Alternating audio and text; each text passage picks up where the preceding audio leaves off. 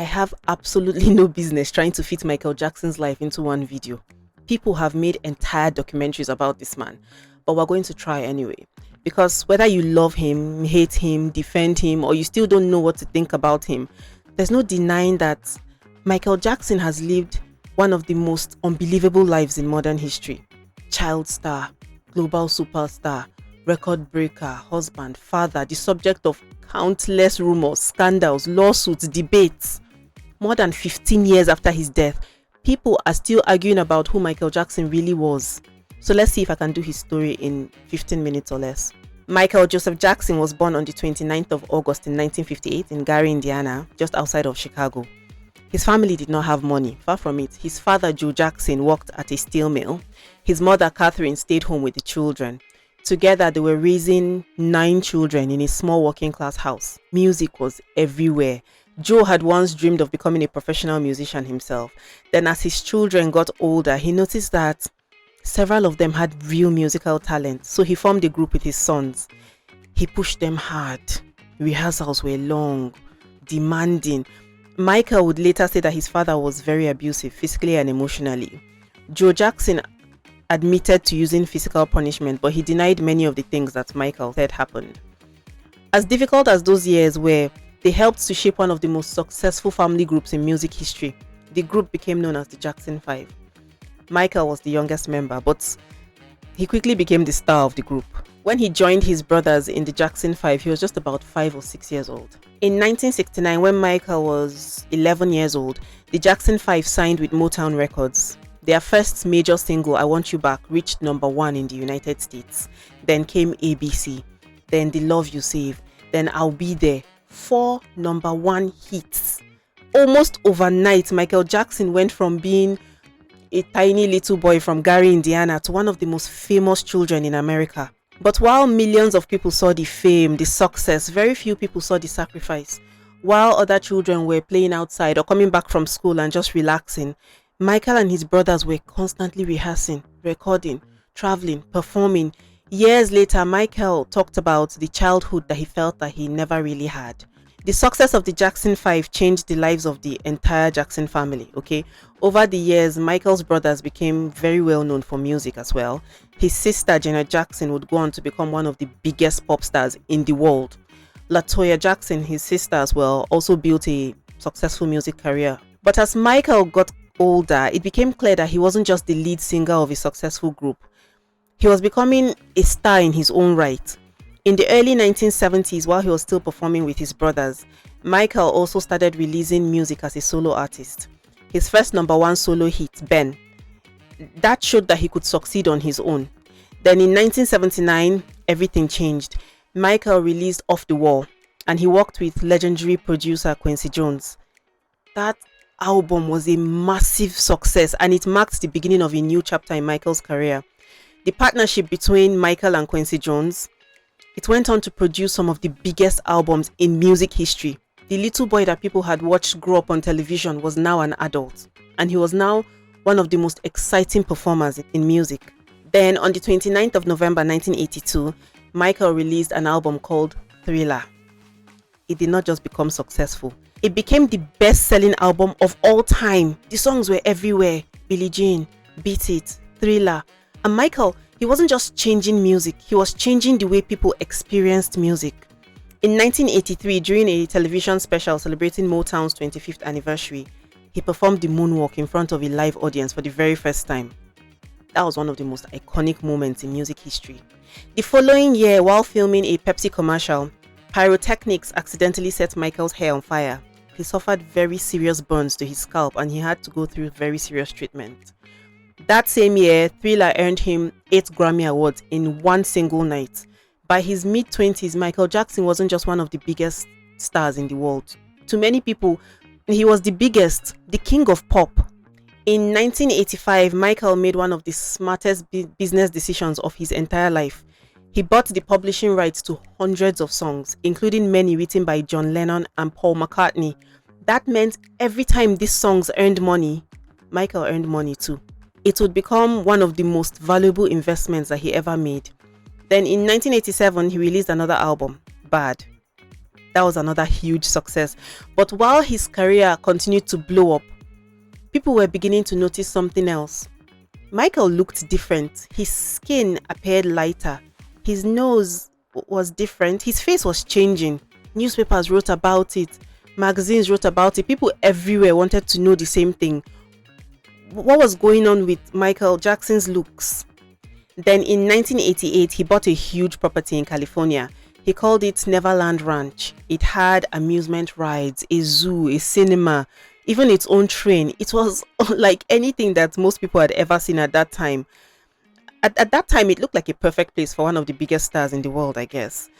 But nobody would guess that Neverland Ranch would one day become one of the most controversial places in the world. For years, people came up with their own theories about Michael's looks, right? Some people believe that he was trying to change the color of his skin by bleaching it. Maybe he wanted to be white. Others believed he had gone through too many cosmetic surgeries and procedures, and maybe they were messing up with the way he looked. There were so many different rumors all around the world. In 1993, Michael decided to answer those questions by himself. He sat down for a televised interview with Oprah Winfrey. This was his first major televised interview in years, and millions of people were watching. During that interview, Michael revealed that he had vitiligo, a condition that causes the skin to lose its color in patches, He explained that he used makeup to make his skin look more even. Years later, after his death, an autopsy actually confirmed that he did have vitiligo. Then Michael also admitted to having cosmetic surgery, although he denied many of the rumors about how much work he had done. He said he did have work done, but not as much as people were saying. But the questions about his appearance were not the only questions that people had about his life. So Michael often said that he never really had a childhood, because he spent most of his childhood rehearsing, performing, As an adult, he surrounded himself with things that many people associated with childhood. Neverland Ranch became a place where children, particularly sick and disadvantaged children, were often invited to visit and hang out with Michael Jackson. It was during this period that Michael became friends with a 13-year-old boy called Jordan Chandler and his family. And in 1993, Jordan accused Michael of sexually abusing him. That allegation became one of the biggest stories in the world. Michael denied it. He insisted he had never abused any child. Jordan said Michael had definitely done it. Jordan's family also sued Michael, asking to be paid compensation. And in 1994, that case was settled privately for an amount that was said to be in the millions of dollars, Michael said that settlement was not him admitting guilt. He said he had settled because he wanted to end that long legal battle that was damaging his career. But even though the money case was over, the police were still trying to determine whether a crime had been committed. In the end, no criminal charges were filed in connection with Jordan Chandler's case. For many people, the settlement raised even more questions. Why pay when you said that you did not do it? For others, the fact that Michael Jackson was never charged after the investigation in that case supported his claim that he was innocent. And this is where the debate around Michael Jackson truly started, a debate that would follow him for the rest of his life. Later that same year, Michael surprised many people by marrying Lisa Marie Presley, the daughter of Elvis Presley. The marriage attracted huge attention, around the world. Some people believed, this is genuine, they're in love. Others questioned whether it was an attempt to repair Michael's public image after the abuse allegations, Michael and Lisa both insisted that their marriage was real. Less than 2 years later, they divorced. In 1996, Michael married Debbie Rowe.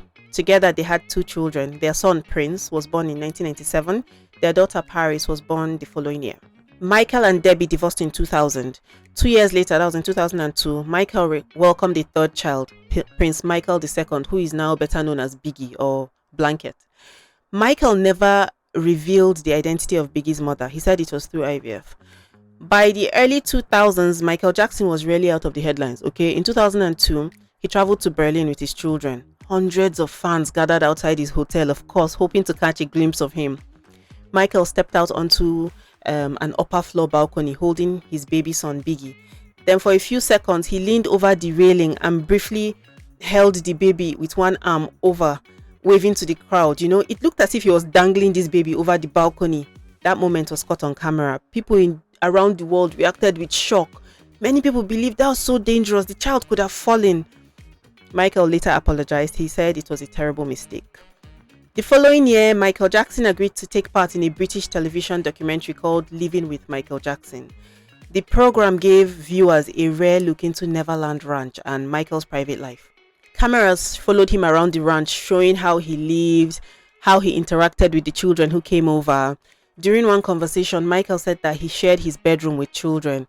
He insisted that it was innocent and said sharing your bedroom was one of the most loving things you could do. Millions of people watched the documentary. People were shocked by what they heard. Children in his bed?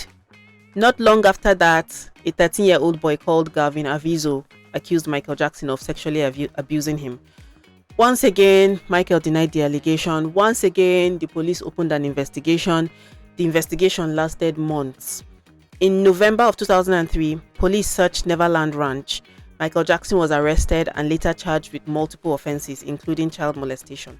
He pleaded not guilty to every charge. The trial started in 2005 and it lasted for almost 4 months. More than 100 witnesses were called to give evidence.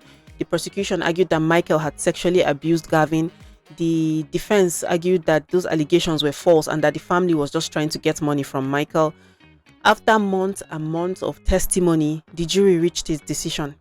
On the 13th of June 2005, Michael Jackson was found not guilty on all counts. For some people, the verdict proved that Michael Jackson had been falsely accused once again. Others believed some doubts remained, Even after the trial was over, the debate about Michael Jackson continued. It never really went away up till today. Although Michael had been acquitted, his career never really fully recovered. He continued making music, but he appeared in public less and less. Reports also suggested that he was facing very serious financial problems. Then in 2009, Michael Jackson announced a series of comeback concerts in London. The tour was called This Is It. Fans went mad with excitement, but the concerts never happened.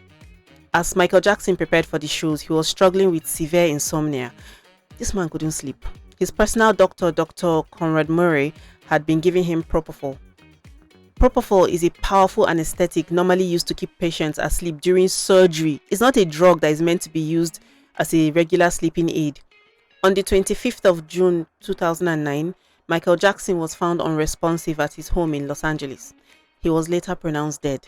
The Los Angeles County coroner ruled that he had died from acute propofol intoxication along with effects of other sedatives. The prosecutor said that Dr. Murray had given Michael the drug in an unsafe setting. He failed to properly monitor him and he had delayed in calling emergency services after Michael stopped breathing. So in 2011, the doctor was found guilty of involuntary manslaughter. He was sentenced to 4 years in prison, but he was released after serving less than 2 years. Michael Jackson was just 50 years old. His death shocked the world. Millions of fans mourned him. His music again started topping the charts around the world. Michael Jackson died in 2009, but his story did not end there. Even after his death, the legal battles continued. New allegations have been made. His estate has denied them. And even today, court cases that are connected to those allegations are still making their way through the legal system. Some people will always remember Michael Jackson as one of the greatest entertainers who ever lived. Others will always remember the allegations that surrounded him. Thank you so much for watching this video. If you enjoy stories like this, please don't forget to follow me. I tell these stories all the time on all my social media. Thank you.